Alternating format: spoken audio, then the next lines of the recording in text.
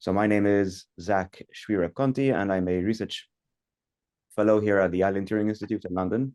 I would also like to introduce the co-organizer and my colleague, Andrea Pizzoferrato, who is a visiting academic here at the Turing. And for those of you who are not familiar with the Turing, this is UK's National Institute for Data Science and AI. On a side note, if you are interested in sharing your work with us in this series as one of the seminars, please do feel free to get in touch with either Andrea or myself. We'd be happy to find a slot that would suit your schedule. Questions may be asked towards the end of the talk, unless our speaker today is okay with questions being asked throughout the talk. And finally, so without further ado, I'll ask my colleague Andrea to introduce the speaker for today. And with that, I thank you all for joining. Thank you, Zach. So our speaker today is Sascha, who is currently serving as a postdoc at the Technical University of Graz. He holds a bachelor and master's in physics and has completed a PhD entitled Bayesian Uncertainty Quantification of Numerical Simulations of Aortic Dissection at the Graz Center of Computational Engineering. Currently, Sascha's research interests lie at the intersection of uncertainty quantifications of computer simulation, Bayesian machine learning approaches, and the application of these methods in various fields, including biomedical engineering. Motivated by his passion for interdisciplinary research, today Sascha is going to share with us his approach on connecting probability, physics, and neural networks. Without further ado, Sascha, the floor is yours. Thank you again for joining us for this seminar series. Yeah, thank you, Andrea, for the kind introduction, and thank you both, Zach and Andrea, for the very kind invitation today. I've been following this seminar series for a while, and it's a great honor for me to be the speaker today. And what I'm going to show you today is, Andrea mentioned, so before I was more doing Bayesian probability theory, uncertainty quantification, numerical simulations, stuff like this, and what we're going to talk about today was more like a hobby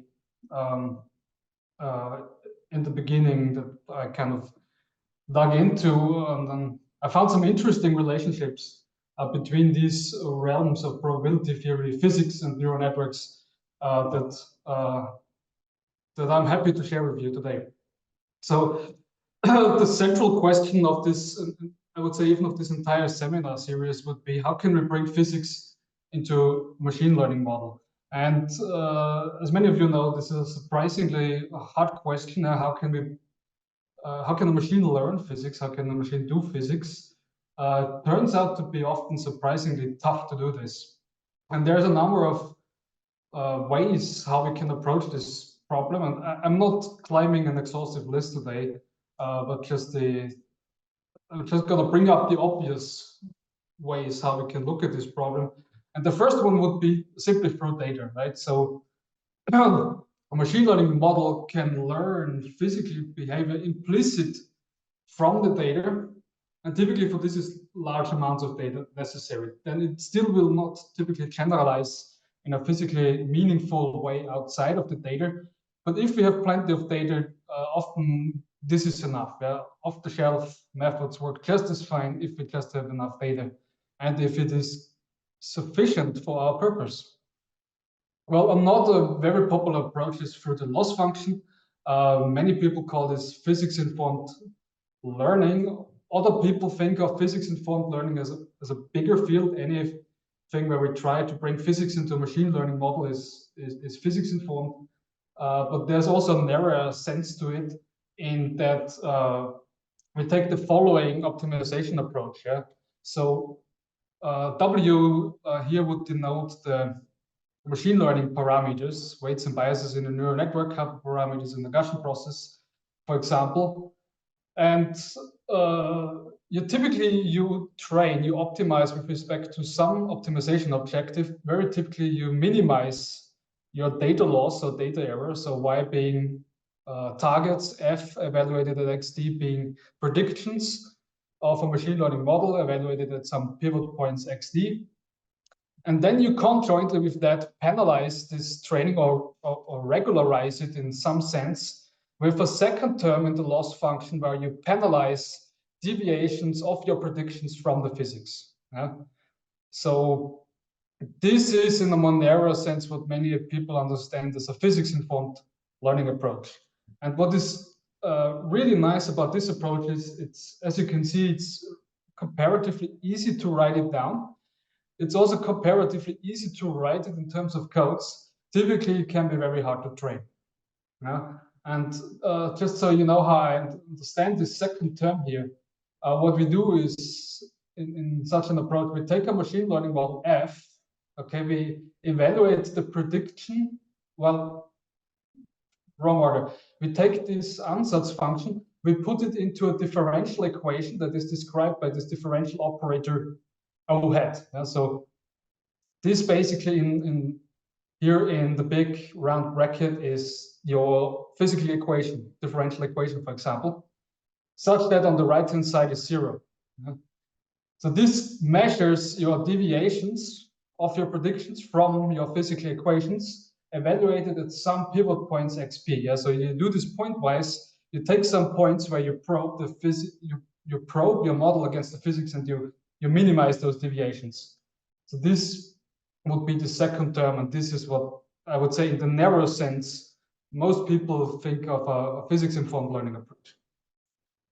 And we will see later that this has lots of benefits. It's very general. Yeah, you can apply it to almost any problem, but it also has some downsides in terms of being can be very difficult to work with this principle. Well, we can also work with what we put into a model. You can work with canonical coordinates, quantities that have physically meaning, like symmetry or invariance. So what I mentioned so far is you can mingle with what you have on the output side of your model, like through the loss function, or you can mingle with what you have on the input side, feature engineering. Typically, you can also mix this in any combination you want, basically. But you can also mingle with what you have in between, architecture design, or open the black box. So what I mean really is not just think about how your inputs can be meaningful and how your outputs and your training objectives can be meaningful, but also the inner workings of your machine learning model. And I think today we're going to be focusing more about this latter notion. Well, to introduce it fully, physics-informed learning, the idea is, I mean, I mentioned it already a bit. The idea is we plug some ansatz into a differential equation, and here I already introduced notation, where this O hat is a differential operator that defines a differential equation. It could be a Nabla operator, it could be a Laplace operator, the Lambert operator, it could be more general, something that defines a Navier-Stokes or Maxwell's equation. And I'm introducing this operator because this operator is what I'm going to be using for most of this talk. So we're not going to be too specific about certain operators because we don't have to. Yeah, F is some machine learning ansatz model with input X and machine learning parameters W, and we write it such that the right-hand side be 0. Yeah. And by the way, this operator O hat, this subscript X, the meaning of this is that it acts on the variable X and not on the variable W.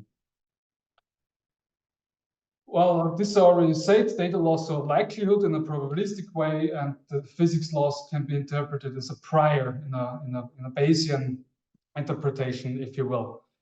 And one difficulty here is this tuning parameter here. So you have to weigh those losses against each other. Typically, you have more terms. So you typically have to also include initial conditions or boundary conditions. And how you weigh these terms against each other is, can be very difficult to do. So let's look at really a numerical example to illustrate what I really mean here. A 1D Helmholtz equation. Yeah? So in this case, this operator would have this simple form, second derivative with respect to x, plus nu squared. So this is a wave number squared. This is a constant. And the true solution to this differential equation here on the right-hand side is the solid black line. A solid black line, okay, very simple. And now we train a physics-informed neural network on this problem. We have two loss terms. The first one is this left-hand side that noisy observations, white disks. So we learn here from data, plus we minimize the deviations from the physics. So this is the physics loss term evaluated pointwise on those upside down triangles here. These are the test pivots. And on this we train. And for this plot, I actually already optimized the hyperparameters. Here on the left-hand side, a convergence plot of here in blue, this physics-informed network. We see that, okay, this generalization gap generalizes quite well. We see it here. But convergence is, we need really a lot of training steps here, which is surprising given how simple this problem is. Yeah? It's a very simple problem, but the optimization is really crunching a lot of numbers still. And we will later see is one problem here is that we chose an activation. It doesn't make sense for this problem. So yeah, upside, really simple to code and write down very generally. You can do it for nonlinear equations. Absolutely fantastic approach. But it can also be hard to train even for simple problems. So let's open the black box. And for this, I want to introduce a number of notions that, to me, it seems in this community are not being not getting a lot of attention, at least not recently.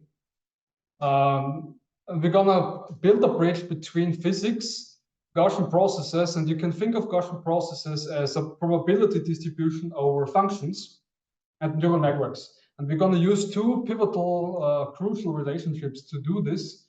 First, we're gonna build a relationship between physics and Gaussian processes through this relationship here. Yeah?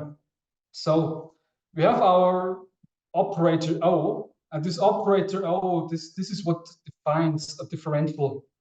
It can be a differential operator like Nabla or Laplace operator. It shall be linear. Okay, we're gonna talk about this more later. And this operator basically encodes the physics, right? If this would be a Laplace operator, then the physics would be a Laplace equation, electrostatics. So this O, operator O, this is the physics. And GP here, this is a notation for a Gaussian process with zero mean and some covariance function K. I will introduce notation later in a bit more detail. And what we find is when you apply such a linear differential operator to a Gaussian process with covariance K, it gives you again a new Gaussian process with a new covariance function K here, where you apply this operator O to the covariance directly. And this equation allows us to establish a link between the differential equation that describes our physics and our Gaussian processes. On the right-hand side, we're going to use another important relationship that some people might call the infinite width correspondence. And what this refers to is that when you take a neural network and you make it very wide, then it turns out it behaves like a Gaussian process again, the covariance function of which is determined by the architecture and for fixed architecture by the choice of your activation functions. And we're going to use these two to bring all this together. So this slide is for those of you who don't know what is a Gaussian process. It's a probabilistic form of machine learning. You can think of it as a probabilistic kernel machine if you're familiar with that. And the intuition behind this is all of you know what is a Gaussian distribution. You have a mean, you have a variance, and when you generalize this idea to multiple variables, multiple random variables, you call it a multivariate Gauss distribution. You describe this with a mean vector and the covariance matrix. Yeah? This covariance matrix tells you the variance of each variable. It tells you how each variables correlate with each other. And this is not mathematically very rigorous, but it builds intuition. When you generalize this idea further to infinitely many random variables following a Gaussian distribution, then this would be described not with a mean vector, but with a mean function, and not with a covariance matrix, but with a covariance function of two arguments. Typically, you write it like this. A function g of x is distributed according to a Gaussian process with a mean function mu and the covariance function k of x and x prime. And what this already implies is that the Gaussian process is a distribution over functions. Now, there's a very common view a function space view that you understand the Gaussian process as a probability distribution over functions. But the definition is not so much more abstract or complicated really than this. The definition will really be a stochastic process where for every value or combination of x's on the real line have a Gaussian distribution. Like in this little cartoon, g of x is our Gaussian process, this is the real line, and for every point here on the real line, I have a Gaussian. And all those Gaussians are correlated with each other, and how they are correlated with each other, this is basically defined by this covariance function. And this is essentially what you do when you do machine learning with Gaussian processes. Typically, it really boils down to your definition of this covariance function k. Yeah? So this is it's basically the first choice you have to make when you want to learn a Gaussian process from data. Yeah, we can refine this notion of Gaussian process for differential equations. By the way, can you see the title line actually? You can? Good, okay, because I can't. There's some Zoom panel, but it's fine. So let's refine this a bit for differential equations. Let's take a function g distributed like a Gaussian process. Let's take a zero mean prior with some covariance function k of x and x prime. So x is some point on the real line x, and x prime is some other point on the same real line. Yeah? So it comes from the same support domain.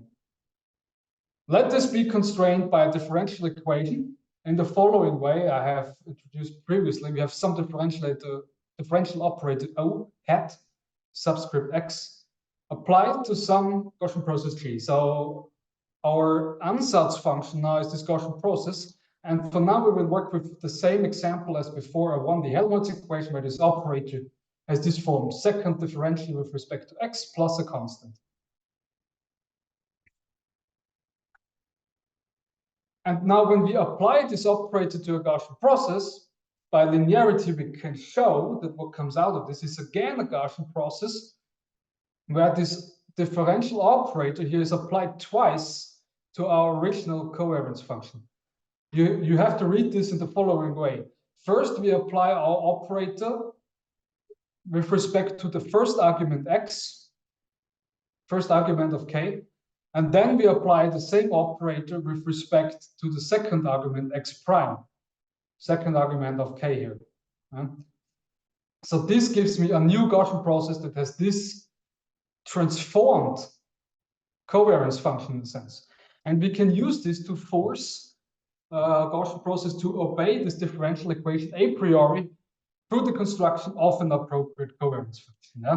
And for the above example, the solution is this. So this particular covariance function defines a Gaussian process that fulfills this equation here a priori. And there's a number of ways how you can phrase this. The easiest one is if you view it like this. You take your Gaussian process and you say at points where x equals x prime, your variance, you demand it to be 0. So you have this type of equation here, and when you find a k that is consistent with this equation, then the Gaussian process implied by this covariance is consistent with this equation. So you can find kernels to do this. Yeah, okay, I wanted to bring a side note here. So far we are really limited to linear differential operators, but there's also actually one group, California, working on how this can be generalized to nonlinear PDEs.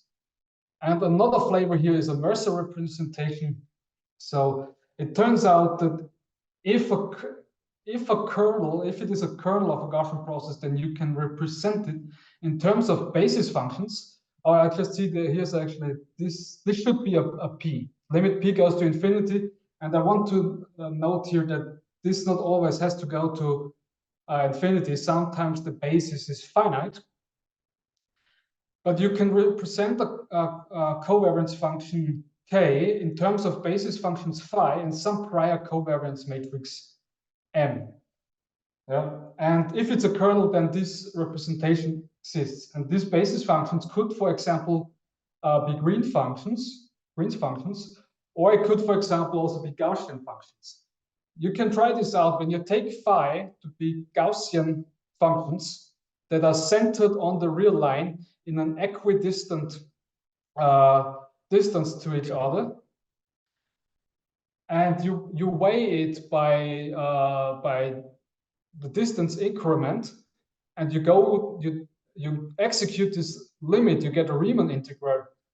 It gives you the squared exponential kernel. Yeah? So Gaussian basis functions here would then actually yield the Gaussian kernel on the left-hand side. There's also other basis functions like the cosine that gives you this squared exponential kernel. All right, so Gaussian process kernels can be engineered to be physically consistent. We can think of this idea, and let's look at the numerical example, why and when. This is actually interesting. I wrote down again our simple equation. F is a machine learning model, our Gaussian process with input X and learning parameters W. And what we take is this, this dashed black line is the ground truth, the true solution to this equation. We take two noisy measurements from this, and now we let loose the Gaussian process to learn from this data. We use a vanilla RBF kernel or a squared exponential kernel. This is synonymously called often. And this red solid line, this is the posterior mean. The shaded area is the corresponding uncertainty. What we see is this Gaussian process, it interpolates as expected. It falls back to zero outside of the data. It's also expected. I used the zero mean prior here. But there's basically no notion of the physics. And this is not surprising, right? It cannot. There's no mechanism in this learning model to learn the physics instead of the data. Hypothetically, if we had lots of data everywhere here along this dashed black line, then this Gaussian process would be doing fine.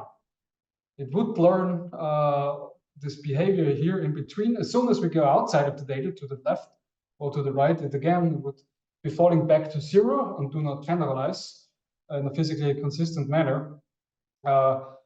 But we don't have this, so we don't have enough data, and also we actually want to be generalizing in a physically consistent or meaningful way. But let's do the same numerical experiment again with this. I call it the Helmholtz kernel. Yeah, so I showed it to you before. The Gaussian process implied by this kernel is consistent with this equation a priori, cosinus x minus x prime, and this is the result. Yeah, so what we see here is that the Gaussian process with this kernel gives faithful predictions in the interpolation regime. It extrapolates, it generalizes in a physically meaningful way. Well, also the uncertainties are quite small with just 2 data points. So what we see here is that in this case, it really pays off to think, what should your kernel look like? How can this kernel make sense with what I know a priori about my system? And it really is interesting when you don't have a lot of data and when you're really interested in physically meaningful models. So Gaussian processes, can we do something similar with neural networks, as I had implied before? And for this, I will first introduce some notation. For now, we will focus on single layer networks. But we're going to discuss a bit more general architectures as well. We got weights and biases, V, W, A, and B. We got an input X. We got some neural activation function H, and we sum over n neurons. Okay. And now let's make the following observation. Wide neural networks behave like Gaussian processes. For this, I showed you the following experiment. First, we take a single layer feed-forward neural network with n neurons. Number n neurons will be a variable. Second, we sample random weights and biases from a Gaussian distribution.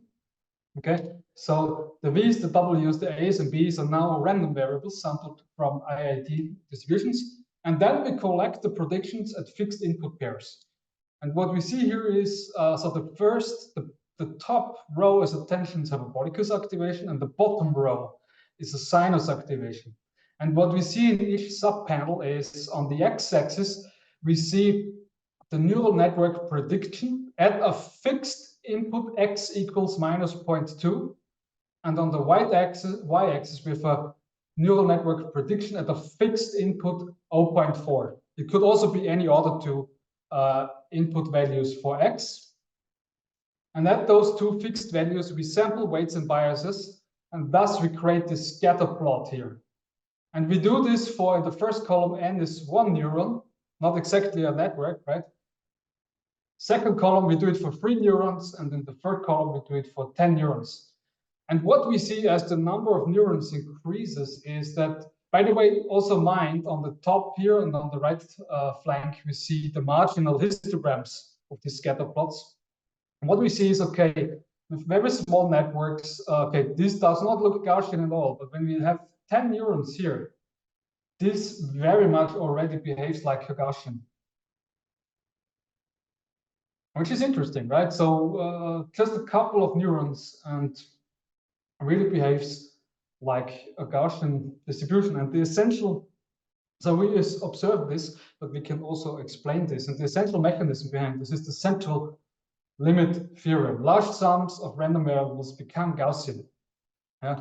Let's look for this. For this, we look at the infinite width limit, n goes to infinity.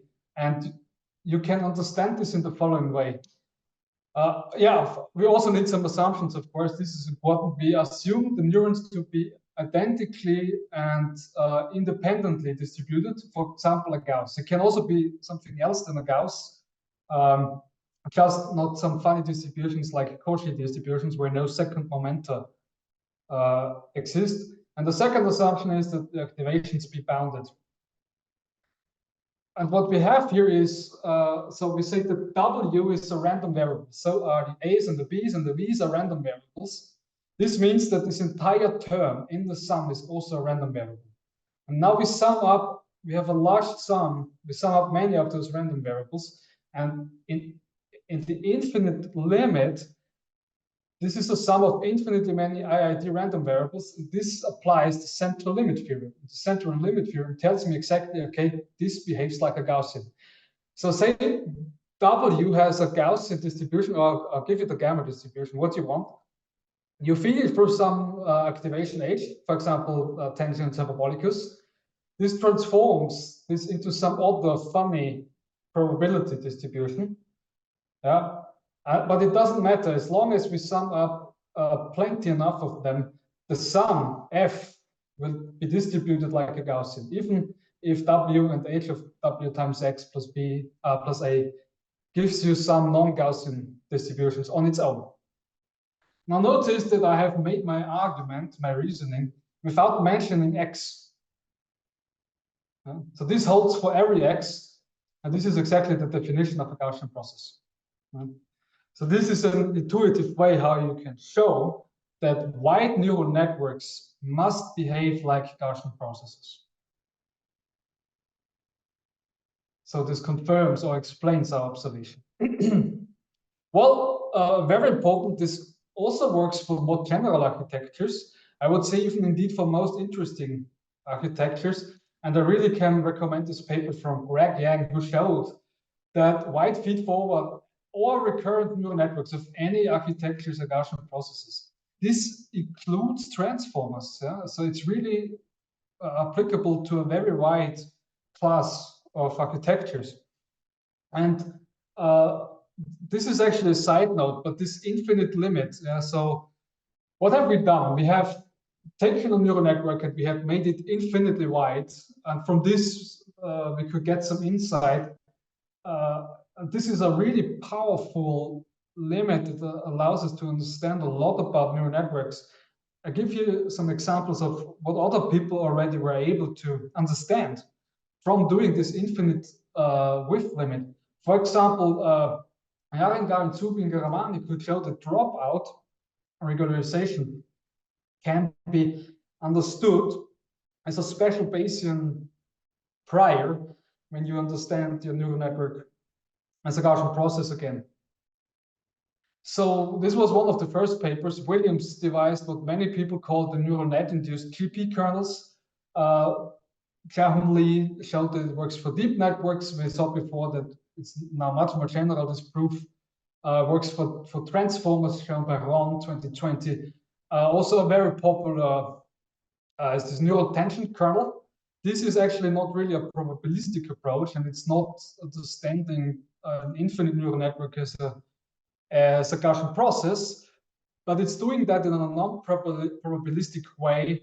Charcot understood neural networks as a kernel machine. Yeah? So he also carried out an infinite limit, but in a deterministic, in a non-probabilistic fashion. So this is also widely considered a very important work. So conversions, diversions. Let's quantify this a bit more. How do these neural networks converge towards a Gaussian? And you can well, this is one way how you can look at it. I'm sure there's many others, but you can compute the Kolbach-Leibler divergence D of P against Q, where P is the PDF of the neural network sampled from the weights and biases, and Q is the Gaussian process from the analytically or the estimated kernel of the infinite network. Yeah, so we'll come to that in a minute. For many networks, you can derive the infinite kernel analytically. For some, you have to estimate it. But this also converges reasonably fast typically. And this Kolbach-Leibler divergence, dP against Q, it is a measure of how dissimilar the probability distribution P, how dissimilar it is to the probability distribution Q. So what I'm trying to measure here is how un-Gaussian this neural network behaves. So less value of KL divergence is more Gaussian. And we quantified here KL divergence, this measure here, as a function of neural network width. A couple of different experiments. We do it in this panel for ReLU activations, for tangents and hyperbolicus activations, for sinus activations, for different depths, for 1 layer blue, 2 layers orange, 3 layers green. And we can see what's interesting here is that so deeper networks seem to require wider structures in order to be to have similar Gaussianity, but the convergence rate, at least heuristically, seems to be similar. Yeah. So I found this interesting. The convergence rate does not significantly change here with depth. All right, so when is this the case? When is a neural network corresponding to a particular Gaussian process? And in principle, this turns out to be a simple thing. In practice, this can be very difficult to compute. On the left-hand side, we have our Gaussian process with kernel K. And on the right-hand side, this is the covariance of the neural network. The pointy brackets here denote an expectation value. Expectation with respect to weights and biases.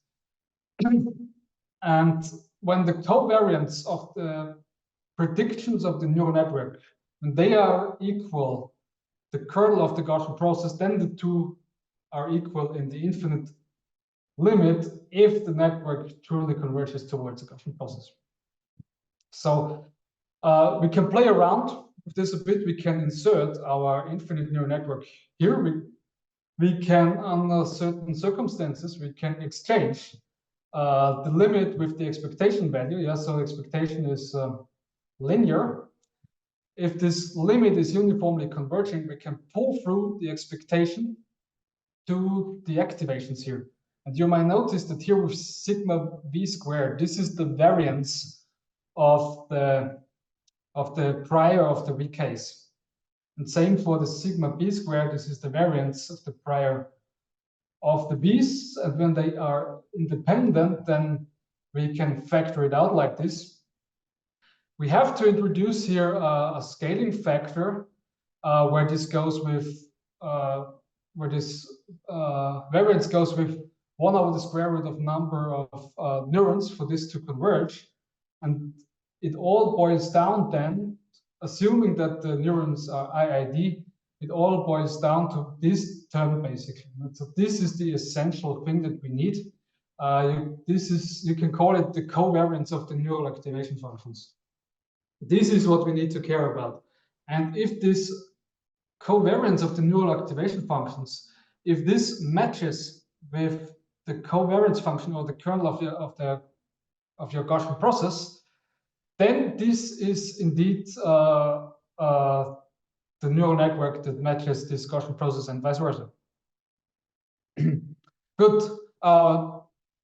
Another perspective is here on the left-hand side. I mentioned it before briefly. The left-hand side, we can still represent this kernel through its Mercer representation. Yeah? And if we want, yeah. So if it's a kernel, then this Mercer representation exists, and we can write it down like this. This time I put the correct symbol for the limit here. If this is indeed an infinite basis, where phi were basis functions, m some prior covariance matrix. But this I find this relation really interesting because it really gives you, when you choose these basis functions to be Green's functions, it gives you a relation between the Green functions, between your physics and your neural activation covariance. All right, this I already said. So you can take this prior diagonal matrix to be diagonal. You have to shrink your priors and your weights and biases. You have to shrink them very small, and then you find that your activations have to match those basis functions. H have to match activations. H have to match basis functions phi. Okay, and we can play around with this also in a slightly different fashion, the following way. So cast it into two simple forms that we need to remember. The first one is, this is the condition for equivalence. Yeah? So if the infinite network converges towards a Gaussian process, then the covariance of the infinite neural network defines the kernel of the corresponding Gauss process. And I mentioned it briefly in the beginning of my talk when I was still talking about Gaussian processes mostly. We have this condition for physics consistency. Yeah. So applying our differential operator twice to the covariance function k, this gives me a condition when a Gaussian process is physically consistent with what I know. And now we can plug in this formulation into this formulation. We can multiply it out, rearrange the terms a bit, and can find this lengthy expression. So this is really just writing everything out. And when the limit is under some nice conditions, I will come to this in a minute, you can pull your differential operators through your limits, through your expectation, and apply them directly to your activations. So what you get is differentiated activations. And you get this condition for physics consistency of a neural network. So yeah, I promised this. I'm going to talk briefly about the switching limit integral and also switching differential and the limit especially. So this is mostly harmless. It turns out it is. Actually, this is not peer reviewed yet. So I encourage you to distrust me at this point. But it seems that we don't need a lot of assumptions in order to be allowed to make these exchanges between limits, expectations, and differentials. Basically, so we have this theorem that the series of differentiated functions and the differential of the series of the function converges to the same limit, and under these assumptions you can do this exchange. And I did not find a pathological example yet. I'm pretty sure that there is examples where you are not allowed to do this. But it seems that for many problems this is possible, or at least there is a fix how you can do this. Yeah, and under these assumptions, then you can actually show that the neural network with these differentiated activations here in the infinite limit converges towards a Gaussian process with your kernel being defined or being implied actually by these the covariance of these differentiated activations. Yeah, so neural networks are Gaussian processes. Gaussian processes are neural networks. It really seems to me difficult to pick a side here. What is better? We can switch between the realms and have different perspectives on more or less the same object, not entirely, right? So we will always work with finite networks in practice, but at least for the infinite networks, we can really understand something, and we can construct an infinite network that is consistent with your networks, and then you can relax those assumptions. You can relax. Gaussian processes are really nice. We know a lot about them. We really handle the maths, but we also assume smoothness and Gaussianity. And in an infinite neural network, relaxing this assumption basically really means you go back from infinity, you go back to a finite network. You relax smoothness assumptions, you relax Gaussianity assumptions. You lose tractability, but you get this little extra capacity that you need. Yeah, so we introduced, these are the two important relationships. A linear differential operator applied to a Gaussian process gives you a new Gaussian process, and infinite neural networks behave like Gaussian processes. I briefly mentioned this Mercer representation of the kernel, and you might argue that this actually gives you, if not a direct link between a neural network and your differential equation, if you will. You don't necessarily need your Gaussian process or your kernel space, reproducing kernel Hilbert space, to establish this link. You can view it also through the basis functions. So 1 and 2 equals 3. Gaussian process kernels can be engineered physically consistent. Wide neural networks behave like Gaussian process. So can we engineer wide neural networks to inherit this physically consistent property, at least approximately? And I will fall back on the similar example as before, this very simple numerically one, the Helmholtz equation. And it seems a Gaussian process, actually it's the other way around. The Gaussian process, a neural network implies a Gaussian process. Sometimes we can go into the reverse direction, not always, but sometimes. So for certain differential equations, this neural network for a certain differential equation implies a Gaussian process for a certain differential equation. And sometimes this can also go, we can also go in the other round, the other way. So we had this equation on the left, the covariance of the Gauss process, on the right-hand side, the covariance of the neural activations. We can use the left-hand side to encode physics into a Gaussian process, and thus, by matching activations to be consistent with this equation, we can code physics into a network by finding activations H such and pairs of priors and activations such that this is consistent. So I already said this on the. Remember from before, the kernel that implies a Gaussian process that is a priori consistent with a 1D Helmholtz equation has this form, cosine x minus x prime. Now it turns out on the right-hand side, it's very simple to find activations that are consistent with this kernel in the infinite width limit under Gaussian ID priors on the weights and biases. And it's really just this. You need a trigonometric activation functions, and that will be a neural network that in the infinite limit is consistent with this kernel and thus consistent with our differential equation. Yeah. Yeah, and you can give names to this Helmholtz covariance or Helmholtz kernel or Helmholtz activation. I'm just thinking that this helps in giving a name to this. Yeah, so the name comes obviously from the name of the equation.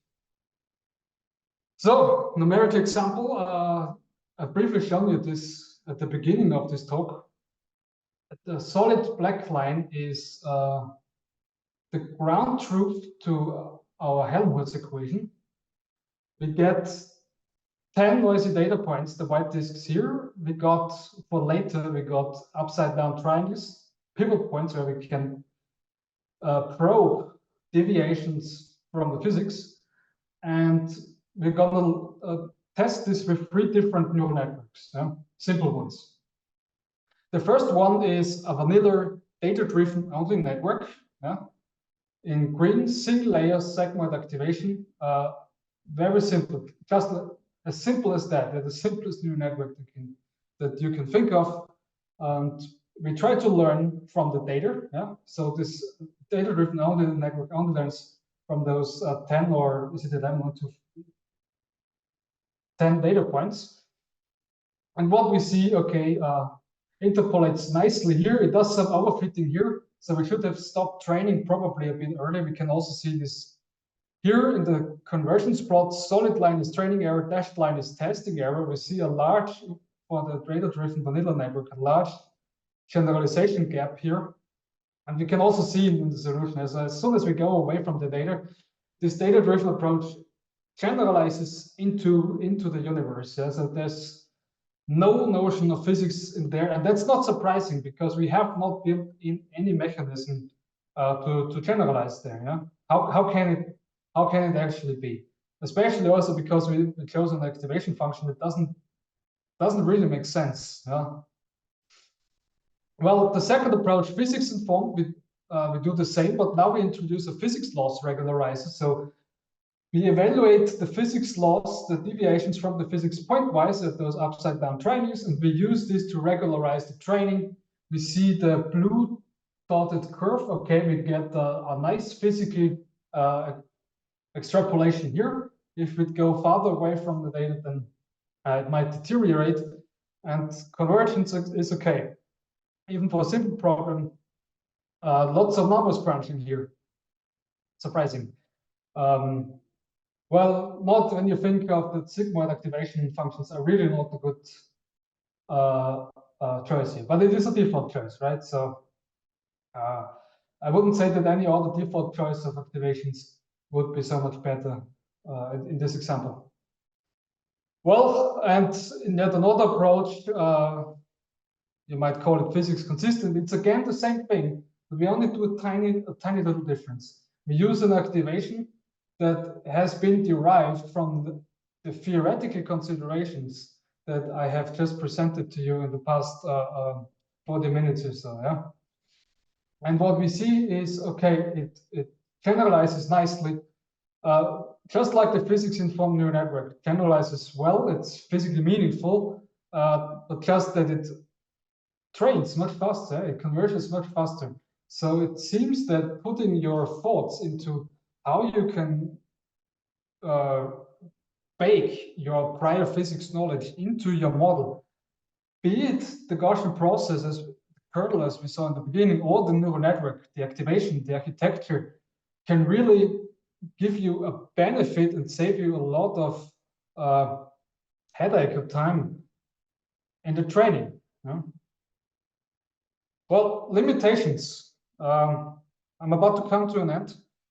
Limitations. This is, I would say, very important because there's some very severe limitations to this approach. The first one is that we can only look at linear constraints to preserve the Gaussian process property.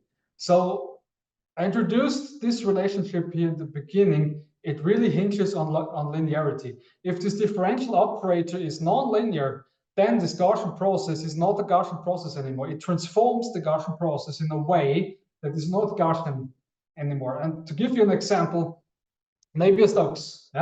So Navier-Stokes that includes the convection term. The convection term is the nonlinear part typically in the Navier-Stokes equation.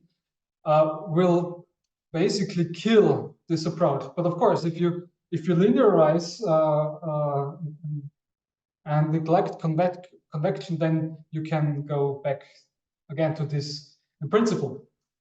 So this is a severe limitation. But you can at least conceive that the generalization to piecewise linearity is possible. I don't know, this is really speculation, but there is actually this paper from Humanawadi and Amber Stewart from California, where they employ Gaussian processes also for nonlinear PDEs for kind of a piecewise. Everything that is nonlinear, you can approximate it for piecewise linear functions, right? So this could be approach. I don't know, yeah. So until at this point, this is speculation. Another important limitation is that this is a hard graph. It's difficult to find these architectures. It's difficult to find these activations, these priors. It's really not simple. It's, as I said in the beginning, this physics-informed approach where you write down this physics laws. This is easy to write down. It's easy to code, but difficult to optimize. In this notion here, it's exactly the opposite. It's very difficult to write it down, but once you have written it down, the optimization becomes much easier typically. Yeah, well, at least as is suggested from this experiment. So, and of course, this becomes more difficult with increasing complexity of your neural network architecture and of your PDE. Yeah? So, but the upside is you have to only do it once, right? So, normal neural networks, you have to train it again and again for new problems. But once you have figured out how, for a certain physically prime knowledge, your corresponding architecture or your corresponding kernel activation must look like, you have it. You can take it off the shelf from then on. But getting there is difficult. Good. I should wrap up. Conclusion. I think there's one important message here, that is a physics-consistent neural network implies a physics-consistent infinite neural network. Implies a physics-consistent Gaussian process, and in some cases vice versa. And we can code prior physics knowledge into the kernel or the activation of our models. We can't go beyond the loss function. This can be very difficult, but it can also be very rewarding. Here's my reference. There's also a nervous workshop paper where this is boiled down into a bit of a shorter version. I want to acknowledge all my supporters, funding agencies in Austria, especially also Graz Center for Machine Learning, which was a great supporting infrastructure for my research. And yeah, of course, I thank you for your attention, and thank you again so much for the invitation. It was a great pleasure. Thank you very much. Thanks a lot for your interesting observations. I'll open the floor to questions. We have one comment in the chat, and I'll read it out to you. It's from Isatau. An important limitation on physics-informed machine learning data acquisition and benchmarking. In many problems where the physics-informed machine learning architecture is applicable, the right data are simply not available. Much work has generated models capable of learning general solutions from sparse and incomplete data. Do you? It's more of a comment than a question. Yeah, it's more of a comment. Yeah.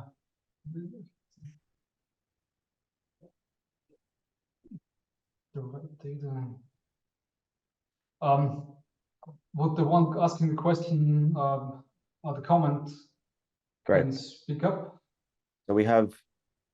Yeah, if you can hear me. Yes. So I wanted to ask. Obviously, with the Helmholtz problem, like it's kind of it's a good example to find these activation functions that are consistent. Did you try to, in a sense, I don't know how to put it, like text the counter hypothesis of, in general, just something that is oscillatory? Like, for example, do they work the same if you have like a cosine of you have like some combination of other like oscillatory, not necessarily like sinusoidal functions? Yeah, this is actually a good question. So there is, I didn't say this very expressly, but there is, this is not necessarily unique. Yeah. So I will give you an example with the kernel. What we need is that the kernel in the limit is physically consistent. And I say this briefly: when you take Gaussian basis functions, and when you in the Mercer representation, and then you take the limit, this gives you a squared exponential kernel. But if you know the random, this one famous paper, random Fourier features, it's maybe 15 years old, so it's very famous, random Fourier features. They did something very similar. They used cosines and sinuses. And their combination also gives a squared exponential kernel, as you can show in this Mercer representation. Yeah, so it's not the same as what I'm showing here, but it is absolutely not surprising if this is not unique, and multiple activations would be consistent with the same kernel. So I did actually do other experiments with Bessel functions for another reason, and there I saw, okay, this does not typically work so well. But the Bessel functions cannot be completely compared to sinusoidal or cosinusoidal test functions. I think that to really round up on this question, I hope that this answers satisfyingly. Say you take another periodic function like a zigzag. Okay, this will also be periodic. I don't think that this would work very well, because it gives you periodicity, but this kernel would not be, I'm pretty sure it would not be consistent with the corresponding Gaussian process kernel. Is it answered satisfyingly? Yeah, I would say so. Yeah, I've been wondering in general about the connections. Like I did spend a bit of time thinking about like the whole like siren stuff and Fourier features and like representations like that. Kind of well, if I might like add another one, if no one is if not, I can ask again later. Well, I have time, but I guess the chair has to. Yes, a quick one. we have 3 questions in the queue. Yeah, it's kind of like a follow-up on it in a sense. If the activation functions are in a sense like useful if they are consistent with the kernel, would that mean that, for example, putting PDEs in like frequency space could mean that having in a sense how would I put it, like neuron activations that are basically like Fourier components, would that be kind of like equivalent in the sense that you will be giving possibly a representation? It's probably over, I don't know if under or over determined, but like would that be a valid representation for a PD in the frequency domain, for example? So first I have to say I don't know, because I didn't try it, but I think it's a very valid question, and I think it's a very promising way to go, because I don't see any obstacle why all these considerations that I had today, why we should not do this in Fourier space. I don't see a principal obstacle why we should not do all of this in Fourier space. Yeah. Awesome. Thanks a lot. But I don't know. I guess we have to try. Yeah. Thank you very much. So next is Jake. Go ahead, Jake. Thanks, Zach. And thank you for the talk. It was great. My question is somewhat related. If the previous question was on uniqueness of the activation functions associated with a PDE, my question's on necessary and sufficient conditions for them to exist. Like, so on slide 14, you mentioned some assumptions about the kernel, but then on slide 17, you sort of show, slide 14, assumption is bounded, slide 17, but also it works for ReLU. Do we know for like a linear, in general, for a linear PDE, is it guaranteed that there is an activation function that represents that encodes the Gaussian, the appropriate physics Gaussian kernel? Yeah. So for a general linear PDE, first, well, there's actually a number of answers there. So it actually turns out you can do it for a linear PDE with constant coefficients. You can do this kernel. So the Gaussian process kernel is much, much easier. And for linear PDEs with constant coefficients, this usually exists. So I'm sure you can come up with some funny pathological examples where it don't, but there generally this exists. For the neural activations, I don't know all yet. Yeah, I would even go as far as to say I don't think so. Actually, I would be surprised if it really works for every. Well, I have one thing in mind, but it's not published yet, so it doesn't make sense to comment on this detail. So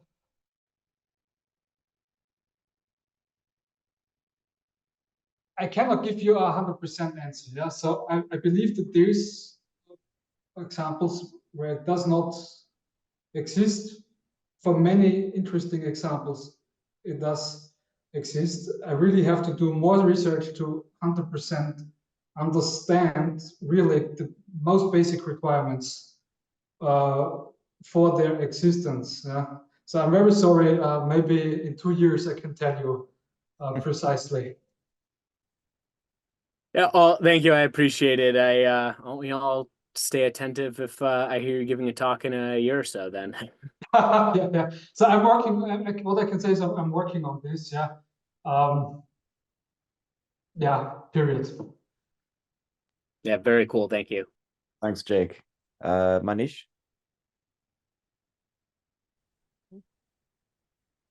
Hi, thank you so much for the talk. It was really informative and your insights. My question is around, you mentioned that for Gaussian processes, we have a greater depth of knowledge.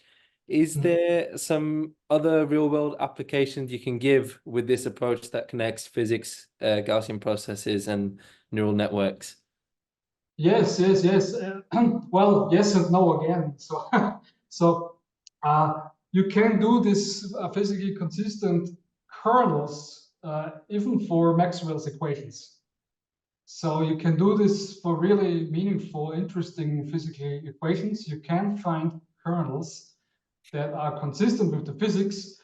And it turns out that, well, also this is, I mean, I'm working on it. It's not peer-reviewed yet. So I encourage you to distrust me here. But it looks like this example of Maxwell's kernel, if you want to call it like that, you can do a similar thing with the activations. Okay. But again, maybe in 1 or 2 years when the paper is out, really, it's not period.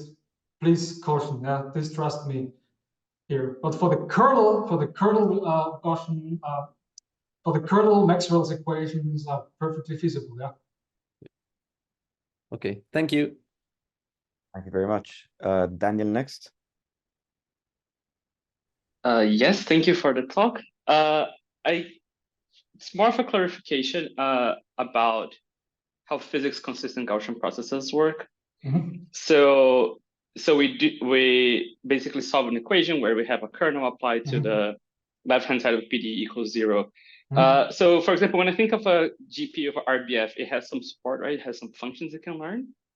I would expect linear PDEs to have, you know, a very constrained set of solutions. When you do this, when we make a GPU physically consistent, are we saying that it on averages follow the PDE, or all samples of the GPU follow the PDE? That's something I'm not entirely sure about.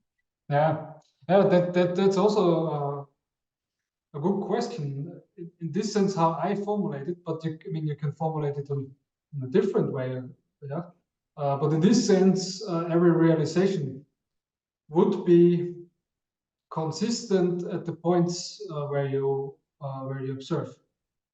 I see.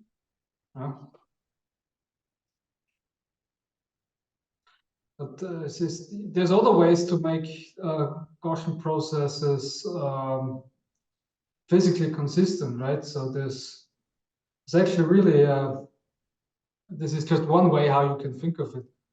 But there is, for example, I've seen approaches where people would do it approximately from Anders Solin, if you're interested in Aalto University, I think he is. I was doing this approximately through Fourier expansions of the like, yeah.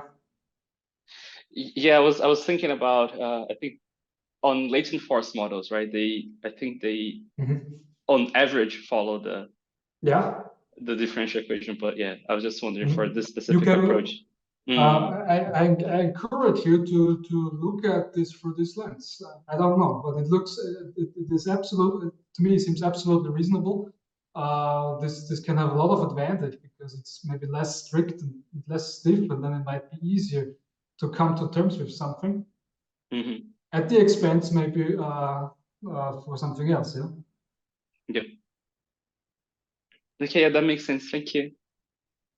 You're welcome. Thank you. Thank you. So I have a question, but I can wait till the end. Jake, go ahead.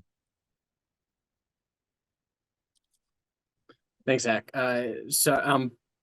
Yeah, so another question here, if you can, is for a data assimilation problem where your x's aren't known, where they may be normally distributed. Do those conditions about being a kernel when you're now sort of multiplying in another Gaussian distribution, does that still hold? Can you still do this with a data assimilation approach? To be honest, I don't think I understood the question. Do you mean when you multiply a Gaussian process with another Gaussian process? Yes, I guess that is what I'm asking. So when you multiply two Gaussian processes with each other, what you get is something that is certainly not a Gaussian process. Right. Okay. So we basically we can go home at this point. I mean, of course, you can say, okay, we have. I mean, think of it as a square of a Gaussian process. It's certainly not Gaussian, okay? But then you say, okay, I want to somehow approximate it again with another Gaussian to fall back on this. Could be feasible. I don't know. Yeah. So certainly you will have to introduce another approximation here because a product of two Gaussians is not a Gaussian. Okay. Thank you. That helps. Thank you, Jake. So I'll ask my question. And I would not like to keep everyone on the call. So when you talk about physics consistency, I imagine you assume that here there's an assumption being made that the physics you're supplying, in this case, the differential equation in the kernel, is very well specified. What happens when you're modeling observed systems where you have misspecified physics? So how well specified does the physics have to be for you to reach a generalization that is acceptable? This is also a good question. Also, this I don't know. Yeah, it's I have to do the research to give this answer. I have to. I mean, you have very clearly defined, or you have very clearly understood that I have assumed a rather precise definition of my physical knowledge. That I know these parameters. Can you generalize this? I guess so, because well, it's not a definite answer, but I want to give you an example that gives us a notion here. I showed you this differential operator, second differential with respect to x plus some constant. The constant didn't matter. So I just say there's a constant, it's a wave number squared, but I never really needed to know that this value, to come to the conclusion what kind of structure I need to be consistent with this. I don't think that this is a definite answer to your question. I think there's lots of work to be done in this direction, but I think there's some capability of coping with not precisely known parameters in these different equations. But it also would go a bit beyond further, right? So this model misspecification problem, yeah, it's important. I agree with you. Yeah, I think this links to a bit of a more philosophical discussion that maybe we don't have capacity for now, but it's certainly yeah, your reply sort of is already indicative of certain directions. So thank you. Okay, I'm conscious of the time, and I would not like to keep everyone on the call. If there's no other burning question, I guess we can call it a day. Is the question of Isa2 answered? Oh yeah, that's right. Yeah, put the comment in the chat. Is Isato still on the chat on the call? If you want, you can drop me an email, of course, anytime. Thank you. All right. I'd like to say thank you to you, Sascha, for sharing your work with us today and your observations. And thank you for the invitation. Pleasure. Thank you to everyone for joining and for all the really interesting questions. We'll see you again in our next seminar. Thank you all. Thanks again, Sascha. Thanks all for your interest. Goodbye. Drop an email anytime. Thank you.